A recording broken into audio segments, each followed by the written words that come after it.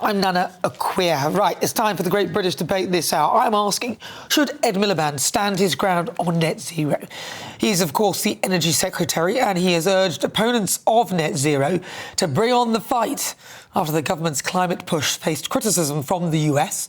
Labour also faced criticism from the Conservatives, who say the 2050 net zero target is too ambitious. But I ask myself, who on earth set it? Well, it was them. And Reform UK would want to scrap it altogether. So for the Great British Debate this hour, I'm asking, should Ed Miliband stand his ground on net zero? Joining me now, former Deputy Leader of Reform UK, Ben Habib, and also Labour activist Chris Worrell. Ben Habib. Well, Ed Miliband actually isn't standing still on net zero. He's making it even more difficult for the country. We've just signed up to the EU regime of levying tariffs on goods coming into the UK if they've been made using extra carbon-emitting processes. So we're going to have a kind of carbon tax on goods coming into the UK, which will hit the consumer, will make life much more difficult, obviously, for importers. This man is a danger to the United Kingdom. You know, we can't go forward with our security assured, with our industry assured, with the prosperity of the British people in mind, if we can't get cost-effective energy when we need it. And we've seen this play out in spades the other day in Scunthorpe, you know, with the government now having to effectively bail out Scunthorpe, because if it doesn't do it, we're going to lose the ability to produce steel in this country and we'll become dependent entirely on Chinese steel. And think how dangerous that is for the security of the country.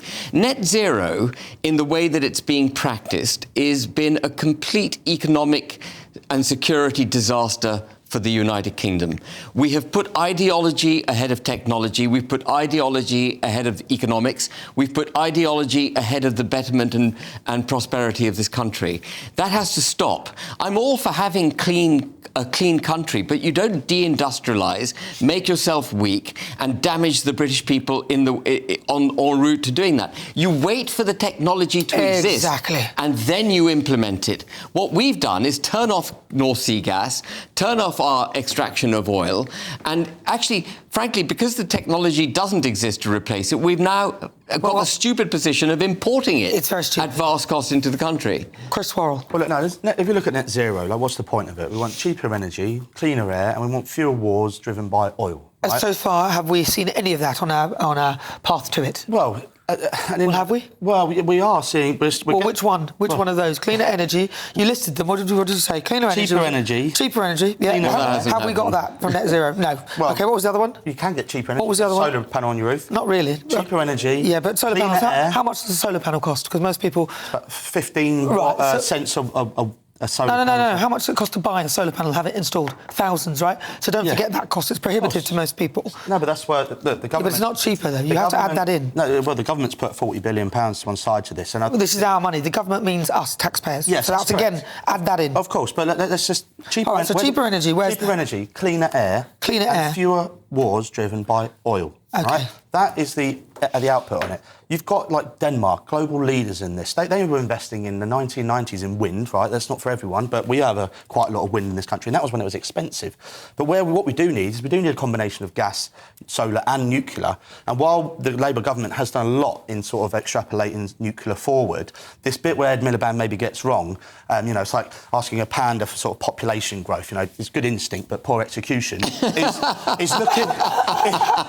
is putting concrete down, you know, gas wells. You know, we need blue hydrogen in this country. So these are gas plants. We've still got gas, and they can be hydrogen ready. And we need to get a lot more inefficient at using hydrogen. But at least, you know, the gap is about 30 billion cubits that we need to fill. But we haven't got any of those, though. So to put things in place that suddenly handcuff us before we even put them in place, which is what Ben was saying, is madness, isn't it? Nobody's saying we don't want clean air. Nobody's saying that we, you know, want to own our own means of energy systems. But this is not the way to do it, is it? Yeah, I think we've got to remember that as the economy grows, carbon emissions go down, right? That's one of the main things. Where did we read that? Well, there's a number of studies on this, right? So if Really? you get the economy growing, our carbon emissions will decouple. And Well, it depends how you do it. I don't think that's true. This is the point, Nana, and it's about what Ed Miliband is trying to do is accelerate that decoupling. Now, I kind of agree with Ben actually on this. Is you can't if you're going to go too far, you're going to hamper that growth. You're going to hamper that transition. And I think we can do it a bit more smart. I think we're being too harsh on the oil and gas side of it. But as far as what the Labour Party is doing with Great British Energy, nuclear, and wind and solar, trebling and doubling those, I think that's it's good for farmers as well when they've got to get a few more quid out of their land. What about farmers are suffering on the back of net zero? Cost of fertilisers gone through the roof because of net zero. Well, cost of fuel has gone through the roof because of net zero. Well, I mean, look, there's arguments to say where, these ETS is the sort of carbon tax transition stuff that the EU's bringing in. There's a bit of a disparity when they come in. OK, the coking coal that comes through doesn't count, but when the gas, steel factory... Well, we haven't got any coking coal. We have to get it from Japan. Well, exactly. The point I'm trying to make is that it still comes out of the emissions and it's still going to cost to the UK businesses. But what the main thing we're trying to achieve here is energy security. We don't want to be relying on dictators, Putin and all the others. What about the solar panels from China, then? That he was quite... I listened to his interview. I listened to it with Nick Ferrari, and he probably said, oh, well, I guess they have to be from China. They have to be from China. They don't have to be from China. We can get them from America. Yeah, and Russia, there was another... But he was quite happy to go along with that, is the point I make. Yeah, look, well, we've seen the slavery guy that... Well, he's been blocked. Well, it's been blocked, yeah, and that's what's delayed a lot of renewable He's been projects. blocked. There's still the debate around the sort of slave labour linked to solar panels is delaying renewable projects. So this is harming growth. So when people are trying to stop this going ahead, they're actually going to be harming growth at the expense of human rights, which... we need to protect. Well, I mean, I think we need to decide what kind of country we wish to be. If we wish to trade with a country like China, which has a rotten human rights record, just because we want to buy solar panels for the sake of putting them in places which our grid can't even cope with, because we're producing energy which we don't have batteries big enough to, store the energy, and the grid can't cope.